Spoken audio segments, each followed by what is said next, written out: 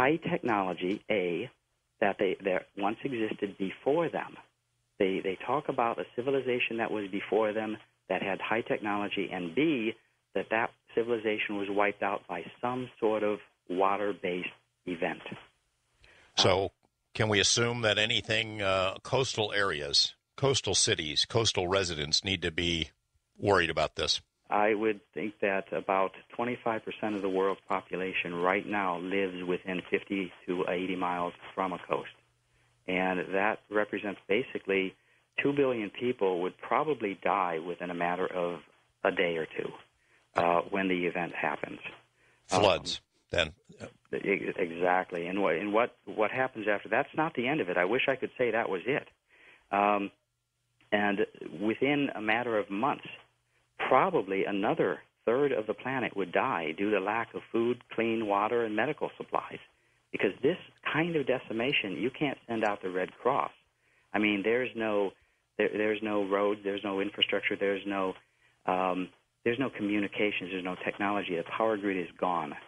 And so basically you've been thrown into the dark ages.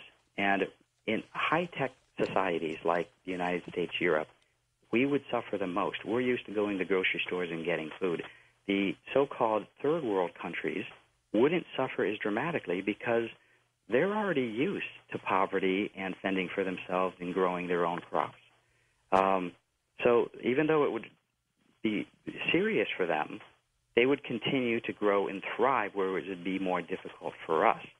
And when food runs out, I mean, that's still not the end of the story. Now we're talking two-thirds of the population. When food runs out, now you have people turning on each other. What I found out about 6 months ago was the food supply that we have for the residents of a country usually is depleted in 3 days. If something should happen catastrophic to this nation, for instance, massive power grid failure, the whole grid goes down, 3 days later, the entire food supply for the country would be gone because transportation would come to a halt. You can't drive the trucks to deliver food. All the shelves in the supermarkets would be gone in 3 days. What do you do when there's no more food? You get a gun and go grab some, probably. That's what a lot of people would do. That's exactly the type of society I think we have. And then I heard during the break a commercial, which was interesting, getting people to take some sort of chip. See, at that point, people would gladly take a chip under the right circumstances. They would line up because tremendous poverty and hunger is a great motivating, equalizing force.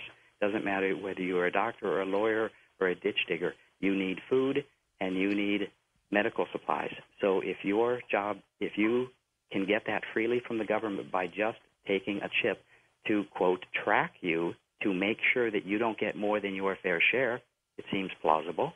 I think most people would line up and say, give me the chip, then give me my food. So I think there are scenarios which could actually lead to those type of predictions. What other kinds of effects, planetary effects, environmental effects? I had seen predictions about these huge winds, hundreds of miles an hour winds, things of that sort that would happen. Actually, you're right. Along with shifting of the pole, that is what would happen as well. But those would be short-term. A lot of dust would go up in the air, and the resultant aftermath of the dust would cool the planet, and we would end up having a mini ice age. We see, if you look back at the ice core samples for the past 600,000 years, you see that approximately every 110,000 years there is a tremendous increase in CO2 concentration in the atmosphere, and almost immediately after that, an ice age. And we would be at the forefront of another ice age when that happened.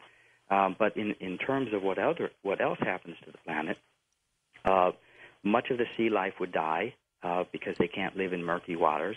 As we pass through the galactic plane, supposing the event was caused, the pole shift was caused by the external influence of the galactic plane, as we pass through it, there is a lot of debris that is sitting on the galactic plane, on that gravitational field that does not move cyclically up and down. It has lost its kinetic energy. It's just sitting there. We're talking massive asteroids, planet-sized asteroids, in fact, in some cases, and they're just sitting there. And our solar system is racing toward that plane.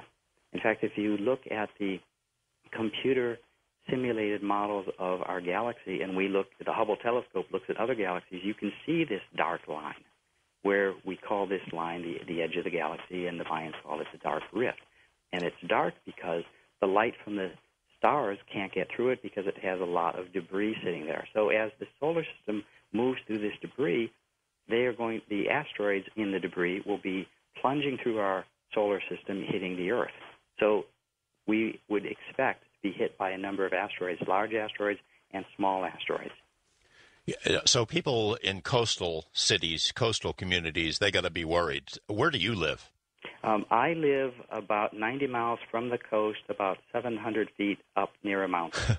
So you're in at fact, least taking... let me tell you how serious the scientists. When you look at the data, at first they're in denial, but there is so much overwhelming evidence that the scientists themselves, they come to their own conclusions, and they come to the conclusion that yes, when you look at this data, and it's beyond overwhelming, they have to take this seriously. And one scientist went home to his wife, and they had built their dream house after 40 years on the Atlantic coast, on the East Coast.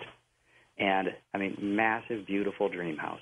And the wife said to him, okay, so if this is really true and this is going to happen and this is the data, what are we going to do? And he just looks up at her and says, you're right. And within a year, they moved. They moved to Kentucky. They abandoned their dream house because they feel it's coming back quickly. And most of the scientists we deal with, they see the evidence. A lot are in denial. I would be in denial, but I'm more of an engineer and scientist. I have to look at the data, and it's overwhelming. So tell me this, other than the scientists who are part of your group, the researchers who've looked at this and talked about it, have you taken the information elsewhere? It sounds like you have. And if so, where? We collect the information literally from all over the planet. We have scientists that are experts in ancient technology, geologists, physicists, quantum physicists, general physics, underwater cities who study that, ancient civilizations. And there are a number of people who actually study past cataclysms and even map out where the past few poles were based on physical evidence scattered around the planet. What we are doing is we're collecting and compiling all the information as it comes in. We believe that we will be finished this year with our compilation. And this will include not only the scientific work, but the prophecy work. And then we're going to release it all before the end of this year. But, I mean, have you, for example, said, hey, knocked on the door of the U.S. government and said, look, you guys got to get on this thing? Or do you believe they already know? I believe that every high-tech government on this planet knows exactly what's going on. In fact, if you knew what was going on, you would take, just in my humble opinion, you would take one of two stances. You would either let things go, let the economy go, let everything go to pieces, because why? Why bother trying to build it up in a few years it's already going to be destroyed? Or you try to do something that will set yourself up so that your country can have some sort of edge after the effect. For instance, Norway, I'm sure you heard that they built a seed bank. Well, they made that like an emergency measure, and why? We're going to talk about that when we come back. We'll take a short break. We'll be back with Brent Miller of the Horizon Project here on Coast to Coast AM.